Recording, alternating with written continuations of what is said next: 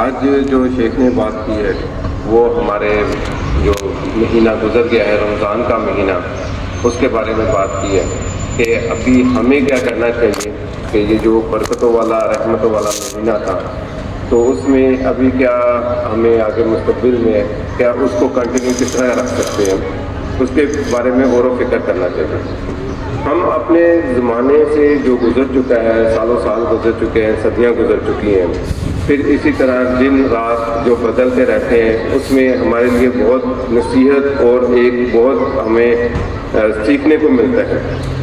اللہ سبحانہ تعالیٰ قرآن میں ارشاد فرماتے ہیں اِنَّ فِي اخْتِلَافِ اللَّيْلِ وَالنَّهَارِ وَمَا خَلَقَ اللَّهُ فِي السَّمَاوَاتِ وَالْأَرْضِ لَآيَاتٍ لِقَوْمٍ يَتَّقُونَ، بے شک رات اور دن کے آنے جانے میں اور جو کچھ اللہ نے آسمان اور زمین میں پیدا فرمایا ہے ان میں ان لوگوں کے لیے نشانیاں ہیں جو تقوی اختیار کرتے ہیں، جو پرہیزگاری کرتے ہیں، جن کے دل میں اللہ تعالیٰ کا خوف ہے، ان کے لیے اس میں نشانیاں ہیں۔ ہم نے چند دن پہلے ایک بہت بابرکت مہینہ رمضان المبارک کا مہینہ، اس کو ہم نے الوداع کیا، اس کو رخصت کیا، جو کہ خیر و برکت والا مہینہ تھا، بہت زیادہ بہاریں تھی رحمتوں والی، اللہ تعالیٰ کی طرف سے مغفرت اور رحمت کے دروازے کھلے ہوئے تھے۔ اس ماہ میں ایک رمضان کے مہینے میں ایک سکون اور ایک اطمینان تھا دل میں، اور اللہ تعالیٰ کی رحمت ہمیں گھیرے ہوئے تھی۔ ہم نے دن میں روزے رکھے، قرآن پڑھا اور رات کو قیام کیا، اور یہ اللہ تعالیٰ کی طرف سے ایک بہت بڑی سعادت ہے، اللہ تعالیٰ کی طرف سے بہت بڑی توفیق ہے کہ اللہ تعالیٰ نے ہمیں موقع دیا کہ ہم عبادت کر سکیں، ذکر اذکار کر سکیں، روزے رکھ سکیں، قیام کر سکیں۔ یہ چند گنتی کے دن اور محدود ساعتیں جو اللہ تعالیٰ کی طرف سے تھی، ان میں مشقت اور جو تھکن تھی وہ تو ہماری ختم ہو گئی، لیکن اس کا اجر اور نفع باقی ہے انشاءاللہ۔ رمضان کا مہینہ گزر گیا، اس کے اعمال نامے لپیٹ دیے گئے، جو ہم نے کیا اس کے وہ اعمال نامے ہمارے لپیٹ دیے گئے، اور جو کامیاب ہوا وہ کامیاب ہو گیا، جو محروم ہو رہا وہ بدبخت ہو گیا۔ عبادت کا اثر انسان کے اخلاق کے کردار کو ظاہر کرتا ہے۔ اب جیسا کہ رمضان میں ہم نے عبادت کی، قیام کیا، قیام کیا اس میں، اور اس کے بعد یہ ہمارے اس عمل کو ظاہر کرتا ہے۔ اللہ سبحانہ تعالیٰ قرآن میں ارشاد فرماتے ہیں اِنَّ الصَّلَاةَ تَنْهَىٰ عَنِ الْفَحْشَاءِ وَالْمُنکَرِ، بے شک تمہاری نماز فحاشی اور برائی سے روکتی ہے۔ اعمال کے قبول ہونے کی علامت یہ ہے کہ حالات پہلے سے بہتر ہو۔ جو ہم نے عبادت کی ہے رمضان المبارک کے مہینے میں، اس کے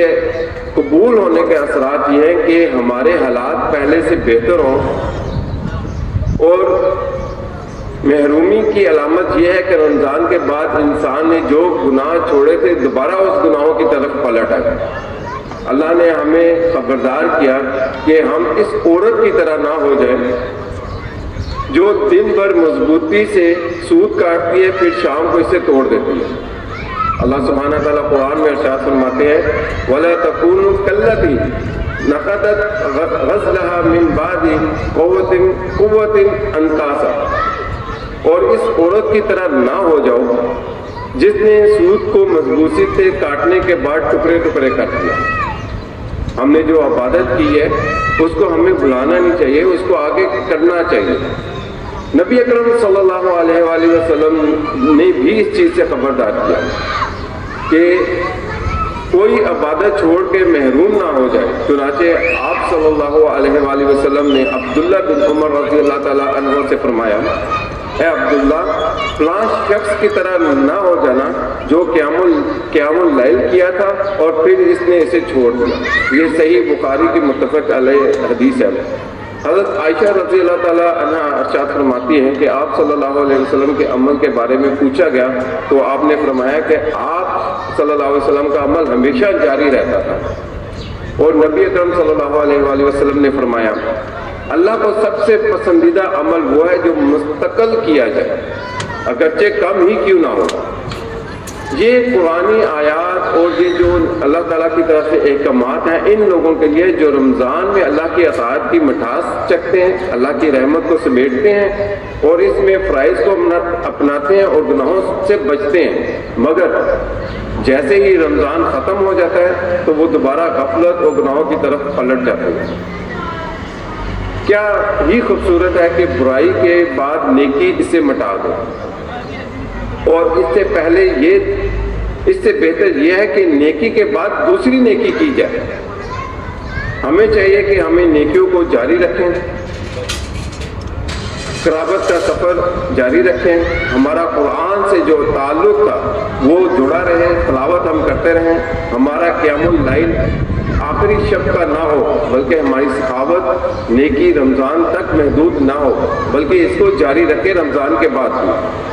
اگر رمضان گزر چکا ہے تو روزہ، قیام، قرآن کی تلاوت، عبادت اور اطاعت کا سلسلہ ختم نہیں ہونا چاہیے، کیونکہ اللہ سبحانہ تعالیٰ ارشاد فرماتے ہیں وَاعْبُدْ رَبَّكَ حَتَّىٰ يَأْتِيَكَ الْيَقِينُ، اور اپنے رب کی عبادت کرتے رہو یہاں تک کہ تمہیں یقین موت آ جائے۔ اللہ کی عبادت کو مت چھوڑو۔ ہم نے رمضان میں جو بھی عبادت کی، جو قیام کیا، اس کا ہرگز مطلب نہیں ہے کہ یہ عبادت رمضان تک ہی محدود تھی۔ ہمیں اس عبادت کو جاری رکھنا چاہیے، اپنے قرآن کی تلاوت کرتے رہنا چاہیے۔ ایسا نہ ہو کہ ہم اس عورت کی طرح ہو جائیں جو دن بھر سود کاٹتی ہے اور سود مضبوطی کے ساتھ کاٹتی ہے اور رات کو وہ شام کو اس کو توڑ دیتی ہے۔ اللہ تعالیٰ ہمیں استقامت عطا فرمائے،